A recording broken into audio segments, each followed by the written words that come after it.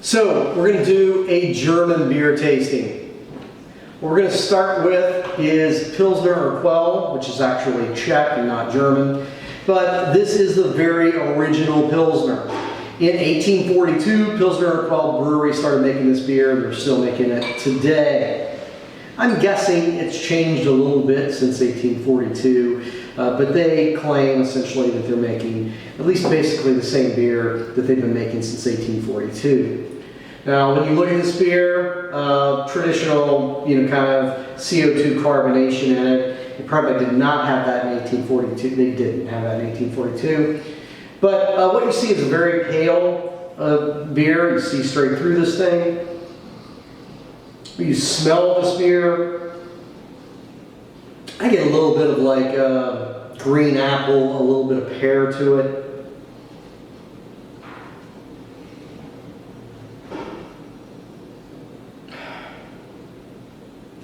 And what you taste is crisp and clean. I don't really get I smell kind of a little bit of some fruit to it. I don't taste that. What I taste is hops, but not so much in the way of an IPA. I get the crispness of a hop. I get a little bit bitter in the flavor of it. You also can very subtly taste a little bit of this Pilsner malt in it. What I taste overall is a really balanced beer, a very drinkable, easy drinking, balanced beer. Not that far from your mass-brewed American beers because they all set out to be this clean, clear, tasty Pilsner. Unfortunately, over the years, American mass-brewed beers tended to remove most of their flavors because they started to discover that the American consumer really didn't like the taste of beer, they just liked to drink.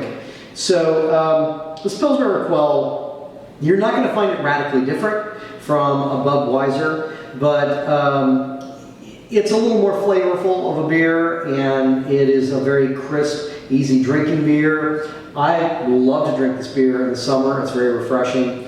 And if you're trying to kind of make baby steps up out of a natural light world, Pilsner Urquell is a really nice place to start. So we're going to go next to a beer, actually that I have never drank before, but this is a Helles German lager. So I'll tell you what I expect to taste in this beer, and then we'll see what we actually taste in it. A Helles lager is a beer that's similar to a Pilsner, but it's a beer that you're typically going to taste a little more of the grain in.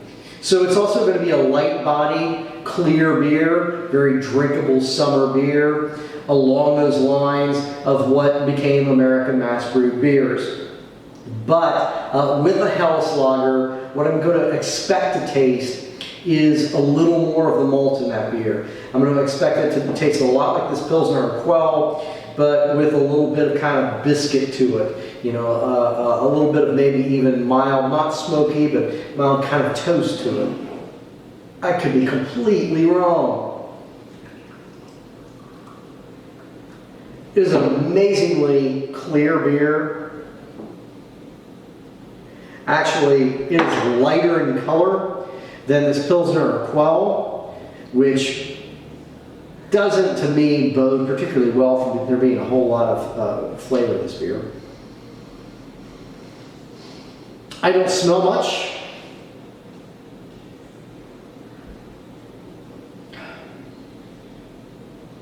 I do get a little grain in this beer. So I'm not tasting the hop in the same way in this one as I am in the Pilsner Urquell. I'm definitely getting more of a crisp, very mildly bitter taste from this Pilsner.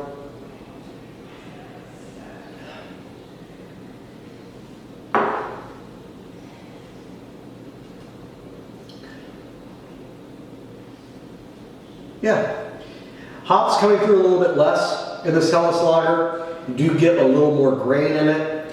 Any of those things that I said, biscuity, toasty, I'm not pulling any of that out of it. But it's a nice, drinkable German lager.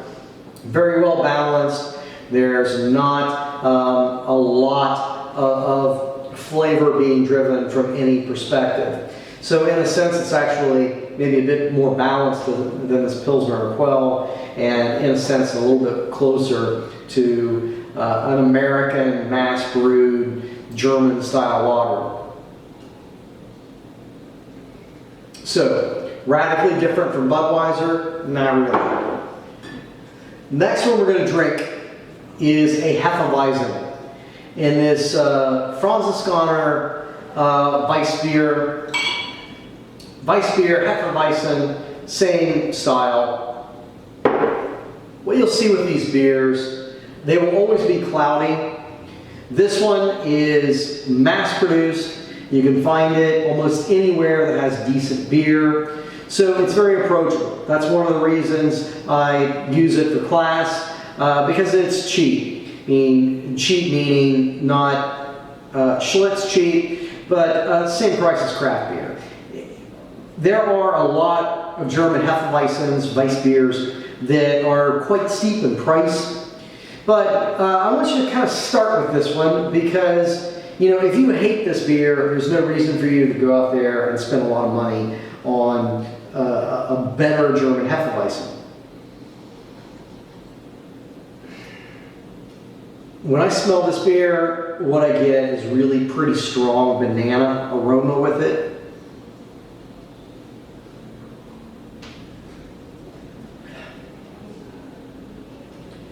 When I taste this beer, I get some spice to it, and I can't tell you exactly, that spice is going to come in this beer probably predominantly from,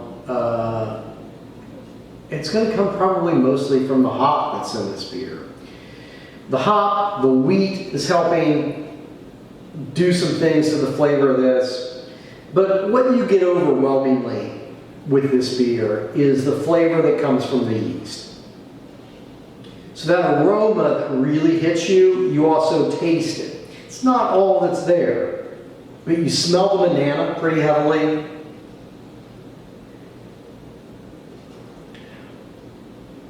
And you taste the banana pretty heavily. So this Hefeweizen, that's common of a lot of Hefeweizens, but many of them are going to be a lot more subtle. This is really probably the most banana of German Hefeweizens that I've found. A lot of them are going to have more of a citrus flavor, a bit of a lemon flavor. So they're not going to have that same kind of banana thing. So I said if you hate this beer, don't try other German Hefeweizens. That's probably bad advice, actually. If you hate this beer because of the banana-ness of it, then you might want to try a different Hefeweizen, because you'll find they're not all, it's actually not common for them to have this much banana, although that bit of banana is pretty common in the style. Citrus flavors are common in the style because what's really driving the flavor of this beer is the yeast that's in this beer.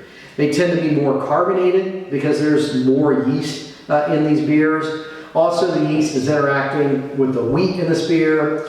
So it's getting these additional fermentable sugars that come from the wheat and proteins that come from the wheat. And they're complex beers. They're good summer beers. You find a lot of them. Some of the better ones, you know, still have yeast floating around in them, and you have to kind of be careful about how you pour them. It's good stuff. It is a beer. Weissbiers are a beer you are definitely not going to be neutral about. You know, you can drink either one of these beers and say, okay, I'm not going to kick it out of bed, but I'm not going to marry it. A Hefeweizen, you're going to have a really strong opinion on a Hefeweizen, I think. You know, you are either going to hate this beer, or even if you don't fall in love with it, you're going to think, well, this is really interesting. You know, I want to explore that more. I want to try more of these things.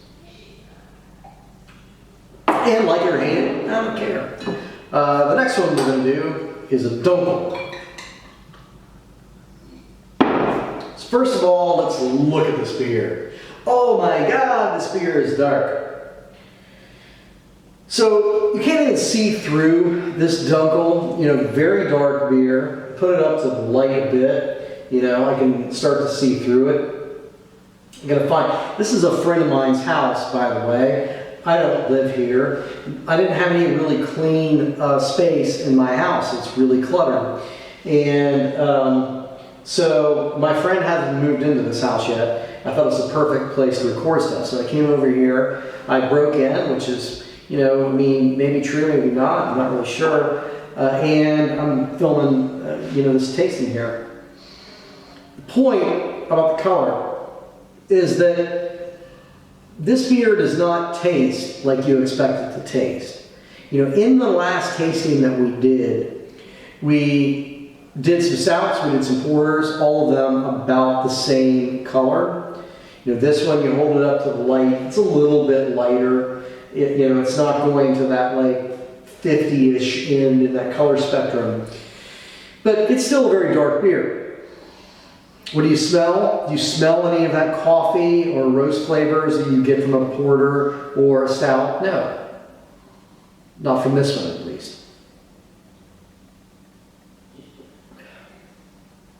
What do you taste? It's pretty sweet. I get a lot of caramel from this. And that's going to be common with a lot of Dunkels. Dunkels are going to get their color and a lot of their flavor from caramel malt. So, if you like beers that are kind of on the sweeter level, you might enjoy Dunkels, but they're not overwhelming. This, unlike those other darker beers that I just referenced, this is a lager beer. So it is brewed with a lager yeast. And what that means is that, your yeast, whether you're using an ale yeast or a lager yeast, it's going to impart your flavor in different ways. Ale yeast are typically going to give you fruity flavors.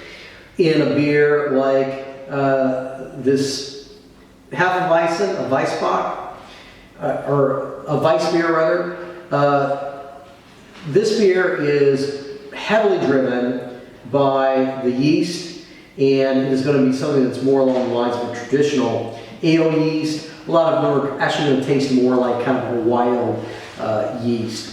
But that flavor, that estery flavors, those fruity flavors, they're coming from that yeast, and they're coming from that kind of ale yeast background. You do not get those flavors coming from a Dunkel. It's a lot cleaner, crisper beer. So, the last one we're going to try, this is a Spaten Optimator. This is a Bock beer. Bocks are typically seasonal. They do this Spaten all year round, and it is a really good Doppelbock. Now, just because they do a Doppelbock all year round does not mean I would drink them all year round. To me, this is definitely a cold weather beer.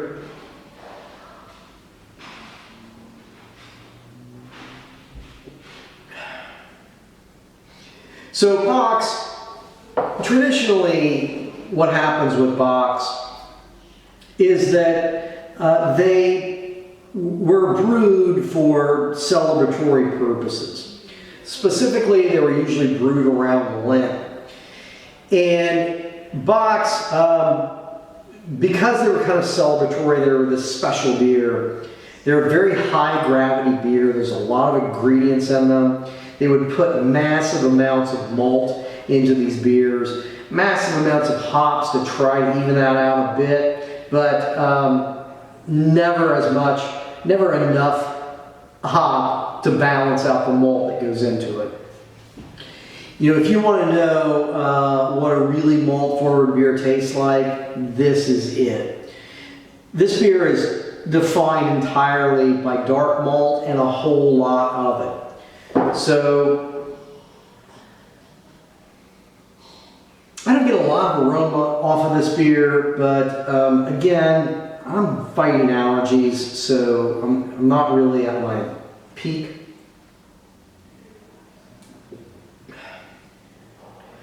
What I taste is the malt. I taste sweet. I get a little bit of chocolatey flavor to it, but not really. Mostly what I get is kind of the caramel that I pull off of this Dunkel, but I get a lot more of it. So, you know, it's a beer that it's complex. It's kind of heavy. Bocks typically have a higher ABV because they have so much malt in them.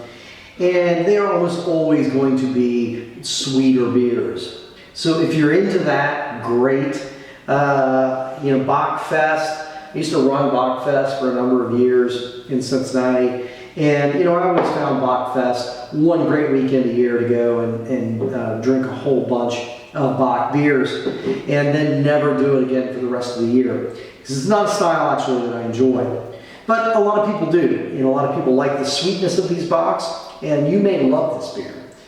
And that's one of the things that, you know, I think I've mentioned, but I don't know that we've talked about that much. And that is that wherever you are on the spectrum, whether you like high hop beers, you like really sweet beers, really doesn't matter. That is entirely subjective. There's a lot of good beers. We don't taste bad beers in this class. And I suspect that at least initially you're going to love some of them, you're going to hate some of them. You may hate most of them originally. But go back to it, give it time, you know, grow your palate a little bit. And as you do that, you know, some of your taste will change.